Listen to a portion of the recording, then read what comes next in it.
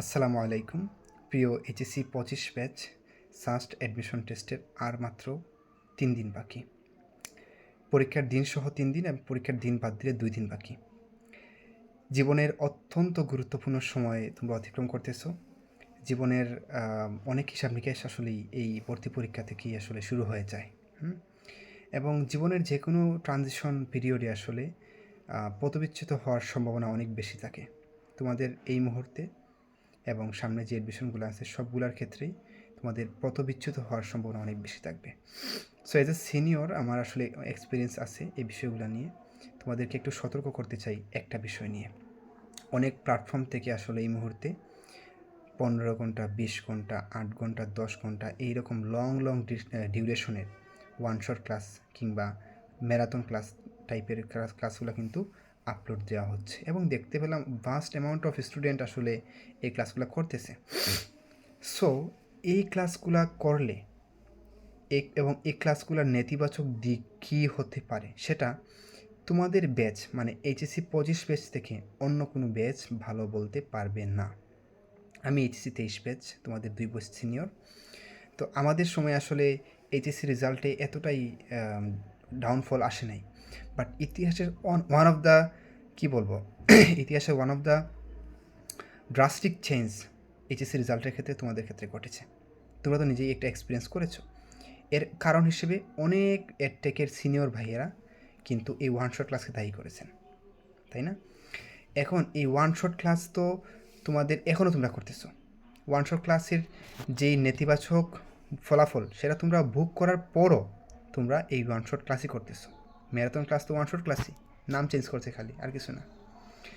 এই one shot ক্লাসে কী করা হইতো? তোমাদের ফুল চ্যাপ্টার না পড়িয়ে, ফুল বই না পড়িয়ে সিলেক্টেড টপিকগুলা যেগুলো মোস্ট ফ্রিকোয়েন্টলি আসে পরীক্ষায় ওইগুলো পড়ানো হতো এবং ওইগুলোর উপরে সিকিউ করানো হইতো এবং ওইগুলা থেকে মোটামুটি কমন চলে আসতো। 23 ব্যাচ 24 ব্যাচ পর্যন্ত এরকম ঠিক ছিল।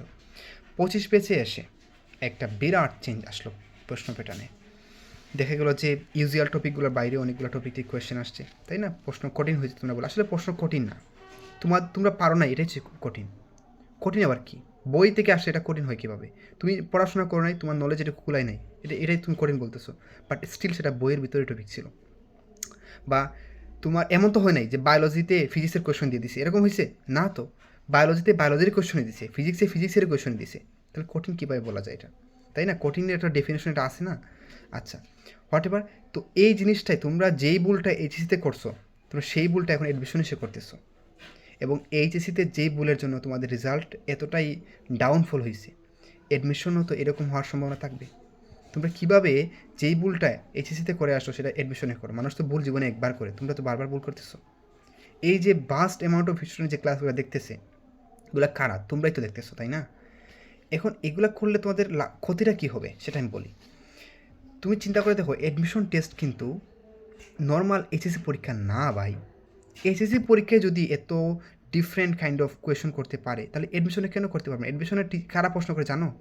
একটা ডিপার্টমেন্টের সিনিয়র টিচাররা, তার প্রফেসররা, গ্রেড 1 প্রফেসর টাইপের যারা একদম মোস্ট সিনিয়র টিচাররা, তার ওই প্রফেসররা কোয়েশন করে তোমার প্রিভিয়াস ইয়ারের কোয়েশন দেখে কোয়েশন করে তোমার মনে হয় না তো। ওনারা একটা চ্যাপ্টার থেকে ওনাদের পছন্দ অনুযায়ী কোয়েশন করবেন। এখন সেটা অনেক সময় বাই ডিফল্ট বা মানে কোইন্সিডেন্টলি অনেক সময় প্রিভিয়াস ইয়ারের সাথে ম্যাচ করে যেতে পারে, এই জন্য আমরা বলি যে প্রিভিয়াস ইয়ার ফলো করি। এরকম না জিনিসটা আসলে।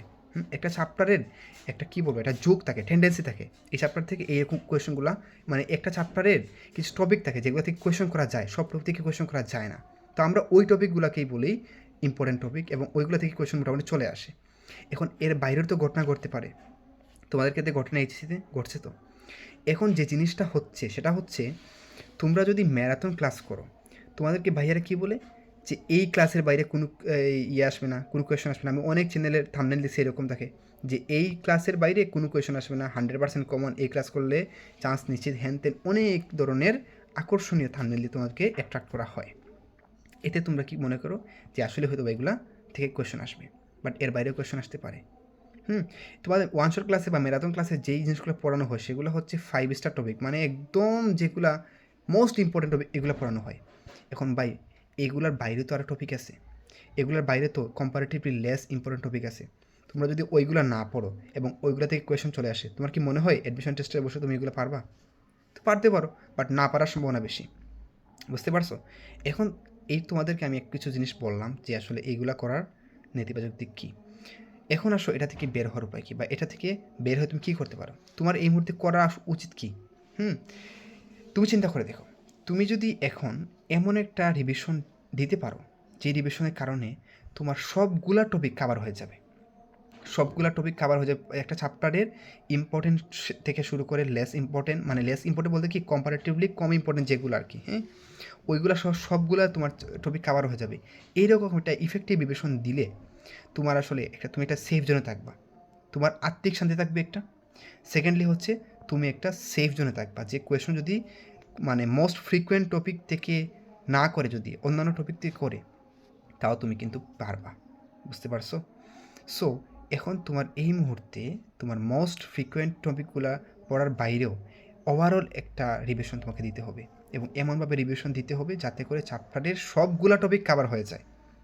সবগুলা বলতে আমি বোঝাচ্ছি যেগুলো থেকে অ্যাডমিশনে কোয়েশন আসে, বিবিএসের কোয়েশন আসছে, এরকম সবগুলা টপিক যাতে তোমার কাভার হয়ে যায়। বুঝতে পারছো? আমি ফুল বই রিভিশন দিতে আমি বলতেছি এমন না তো ভাই, আমি বলতেছি যে তোমার অ্যাডমিশনে যে টপিকগুলো থেকে কোয়েশন আসছে ওইগুলো অ্যাটলিস্ট সবগুলো রিভিশন দাও, তাহলে তুমি সেফ জোনে থাকবা, তাই না?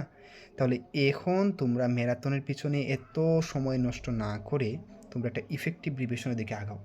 এই ইফেক্টিভ রিভিশনটাই পারে তোমার অ্যাডমিশনের গেমটাকে চেঞ্জ করে দিতে। বুঝতে বললাম যে একটা ইফেক্টিভ রিভিশনের অনেক ইম্পর্টেন্স আছে এই লাস্ট মোমেন্টে।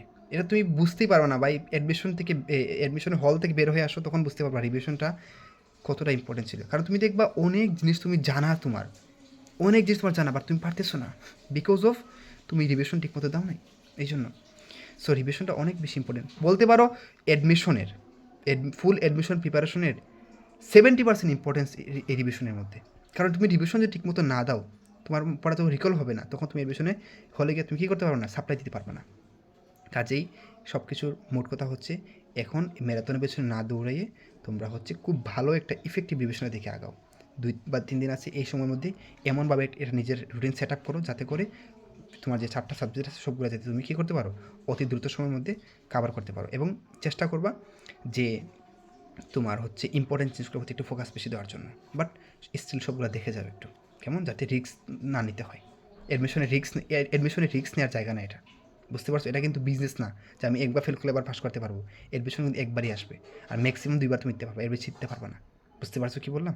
কাজে রিস্ক নেওয়ার জায়গা না অ্যাডমিশন। ওকে, সো এই কাজটা করো, ইনশাল্লাহ ভালো হবে। আর এজ এ সিনিয়র তোমাদেরকে আমার এটা আসলে বলার ছিল, এই জন্য বললাম। আমার কথায় কষ্ট পেয়ে থাকলে ভুল বান্ধে ক্ষমা করবা, কেমন?